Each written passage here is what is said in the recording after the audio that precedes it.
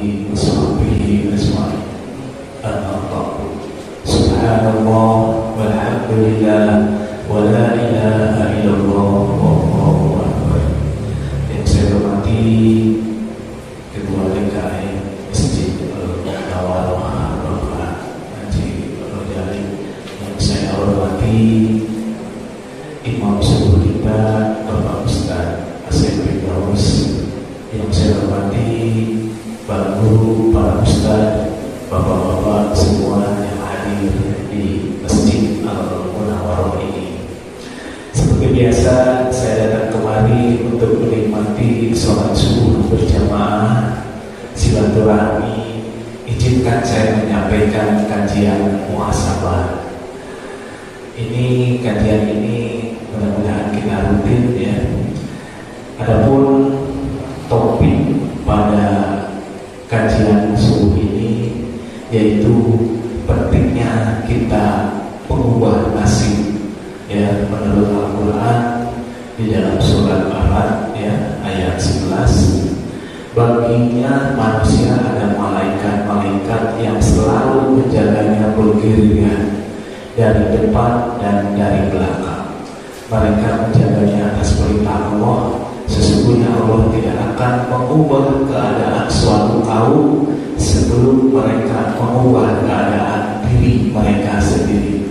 Dan apabila Allah menghendaki keburukan terhadap suatu kaum, maka tak ada yang dapat menolaknya dan tidak ada pelindung bagi mereka selain Dia.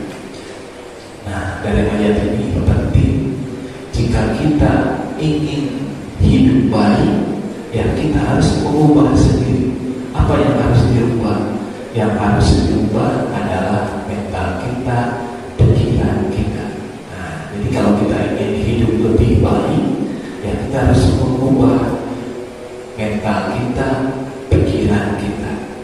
Nah, saya ada sumbernya. Jadi sumber yang saya sampaikan ini dari Al-Quran, ya, dari kitab Al-Hikam karangan Syekh Ibnu Athaillah, dan ada buku bagus sekali, nama bukunya Terapi Berpikir Positif karangan Dr. Ibrahim Al-Fiqi.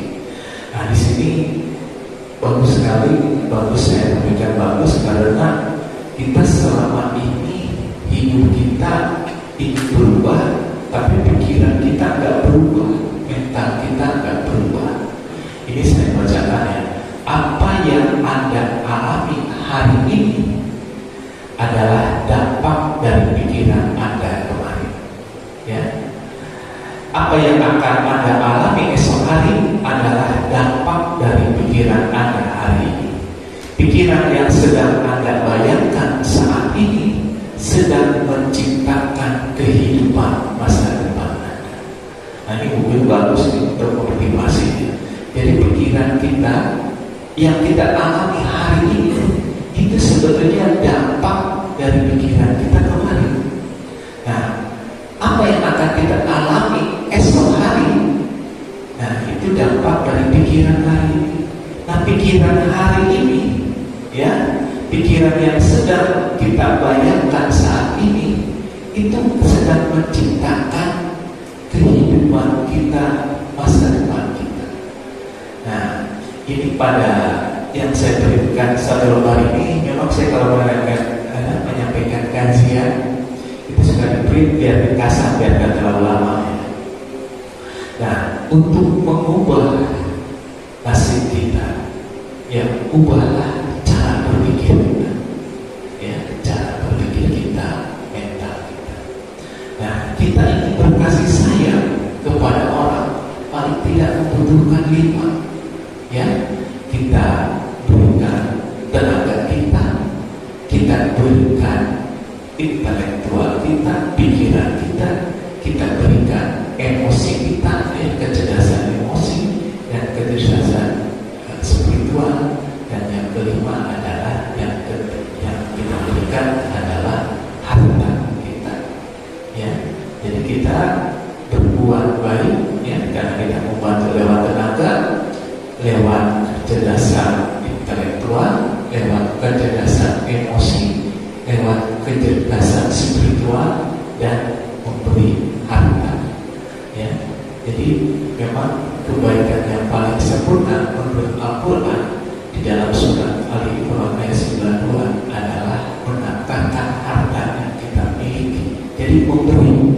Jadi kalau anak benar-benar baik sama orang tua, memberi. Begitu juga orang tua baik, ya, kebajikan sempurna pada anak memberi, ya, suami pada istri, ya, dan lain sebagainya. Jadi kebajikan yang sempurna itu adalah memberi. Nah, yang saya sampaikan pada suku ini, fokus kita adalah bahwa kita penting punya gaya kepemimpinan dan manajemen pengaturan. Nah, dituangkan dalam apa? Dituangkan dalam visi. Kita semua pemimpin. Ya, sebagai laki-laki pemimpin keluarga paling kecil. Nah, di dalam kepemimpinan itu, di dalam pengaturan kepemimpinan perlu adanya visi. Nah, ini saya sampaikan.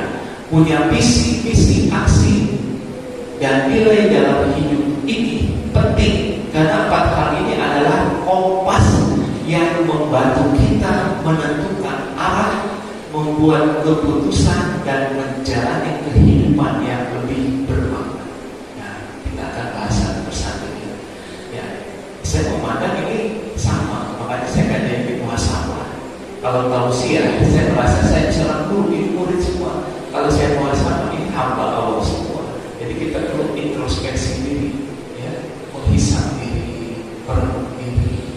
Jadi kajian ini demi muhasabah, demi introspeksi diri. Memang kita ini hidup bahagia, ya, ini selamat, senanglah pokoknya. Nah, yang pertama adalah kita perlu punya visi. Ya, jadi visi itu apa? Visi itu adalah gambaran besar masa depan. Nah, tujuan besar yang dituju, cita-cita kita yang ingin diraih. Setiap orang beda-beda. Wah, Ustaz, bapak-bapak semuanya beda-beda. Ada yang ingin punya mobil, gak hanya satu, ingin dua, ingin punya sawah, ingin punya istri yang cantik, punya rumah yang bagus. Boleh, keinginan masih boleh. Ya, cita-cita masa depan, ya, dan yang ingin diraih.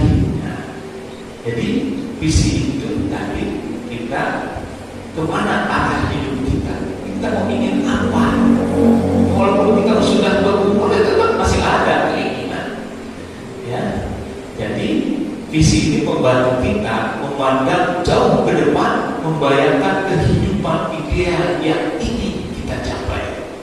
Tanpa visi kita cenderung hidup tanpa arah, mengikuti arus, ya, dan mudah terpengaruh oleh lingkungan. Dengan visi kita punya tujuan jangka panjang yang menjadi cahaya penerang di jalan hidup kita. Ya, jadi manfaat visi ini memberikan motivasi jangka panjang, membuat hidup lebih fokus dan terarah. Nah, jadi kita penting punya visi, jadi mau kemana? Jelas arah dan tujuannya. Ya, walaupun petani, ya, maupun pedagang tetap. Ya, mungkin bahasanya terlalu keren, visi. Paling gampang-gampangnya tujuan yang ingin dituju, cita-cita yang ingin diraih, gitu ya. Biar tidak ada kerenan, gitu, pakai visi, visioner, gitu ya. Jadi kita nggak, oh, orang mau visi apa? Tujuan yang ingin diraih. Yang kedua adalah misi, vision, tujuan utama atau peran kita. Apa yang harus saya lakukan untuk mewujudkan visi? Kita kan punya keinginan nih akan diraih. Nah, kita apa yang harus kita kerjakan? Ya, caranya untuk mewujudkan visi, cita-cita. Nah, ini mesti dirumuskan, ya. Nah, misi adalah apa yang ingin kita wujudkan atau kontribusi yang ingin kita berikan di dunia ini. Kalau misi adalah petanya, jadi gambarannya, ya. Misi adalah alasan kita berjuang setiap hari. Misi membuat kita fokus pada hal-hal yang penting, bukan hanya yang besar. Jadi manfaatnya misi ini membantu menyusun langkah-langkah konkret dan membuat kita sadar akan kontribusi kita di dunia. Ya, jadi ada misi, jadi langkah-langkah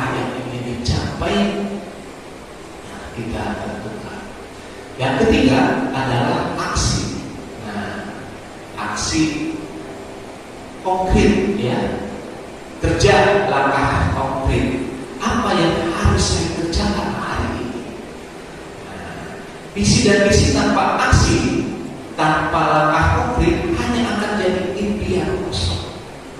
Kita punya cita-cita, punya misi, tapi nggak dikerjain, nggak ada konkretnya kita kerjain, ya, itu jadi impian kosong. Jadi aksi adalah langkah nyata yang membawa kita mendekati visi dan misi kita. Dengan aksi yang konsisten, kita terus maju meskipun kadang-kadang tanpa aksi kita akan terus terjebak dalam rencana tanpa realisasi. Jadi kita rencana. Jadi orang-orang rencana kita bosan. Harus ada aksi, harus ada langkah konkret. Iya, rencana itu nggak dikerjain. Jadi manfaat aksi ini membangun kebiasaan baik. Nah, jadi aksi langkah konkret jadi kebiasaan baik, memberi hasil nyata dan menjaga momentum. Ya. Kemudian yang keempat, nilai. Nilai itu prinsip yang jadi landasan. Ya. Dengan cara seperti apa nih saya menjalani semua. Jadi yang tadi visi, misi, aksi itu ada nilainya. Jadi nilai ini adalah panduan orang yang membantu kita memilih mana yang benar dan baik sesuai dengan prinsip hidup kita. Nilai menjaga kita tetap setia pada diri sendiri, meskipun di dunia sekitar kita terus berubah. Sikapnya tanpa visi, misi, aksi dan nilai, kita bagaikan kapal tanpa kompas yang terombang-ambing di lautan kehidupan. Ya. Punya tempat dengan prinsip hidup kita. Nilai menjaga kita tetap setia pada diri sendiri, meskipun di dunia sekitar kita terus berubah. Sikapnya tanpa visi, misi, aksi dan nilai, kita bagaikan kapal tanpa kompas yang terombang-ambing di lautan kehidupan. Ya. Punya tempat membuat kita lebih tegas, lebih terarah, dan bermakna dalam setiap langkah. Jadi nilai ini adalah prinsip moral atau spiritual kita, jujur, adil, contohnya bertanggung jawab, ikhlas, tawakal. Tanpa nilai kita bisa sukses secara duniawi, tapi hampa atau merugikan orang lain itu bisa terjadi. Ya, jadi manfaatnya menjadi batas etika dan spiritual agar tetap di jalan yang benar, tidak menyimpang demi ambisi sesaat.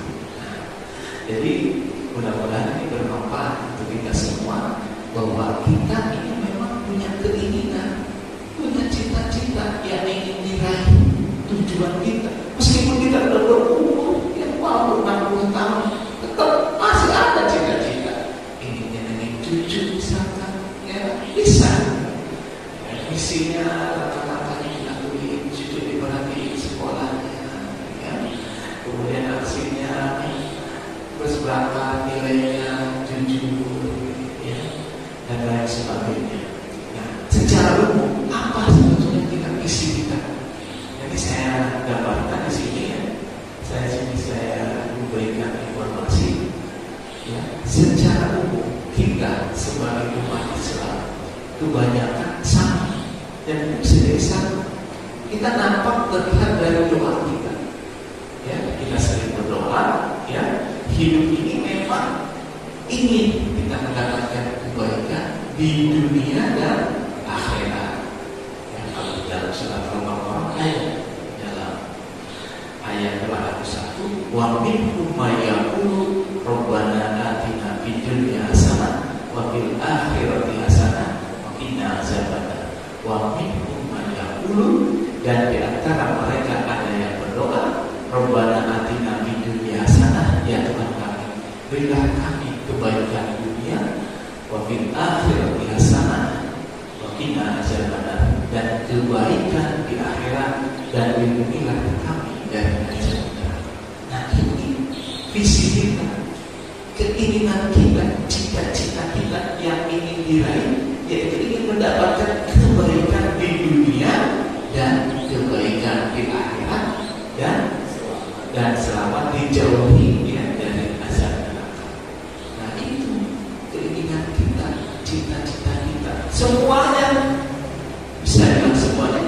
Coba perhatikan kalau berdoa, ujungnya doa kepada akhirnya di dunia sana, wabil akhirnya sana, wakilnya. Berarti kita ini semua ingin dapat kebaikan, ingin dapat kemudahan, ingin dapat keselamatan, kesehatan, pokoknya yang baik-baik. Gak ada orang ingin sengsara, ya, ingin susah, gak ada, semua sama, ingin dapat kebaikan, ya. Dan ini semua kaum muslimin ya, selalu ingin dapat kebaikan dunia dan akhirat.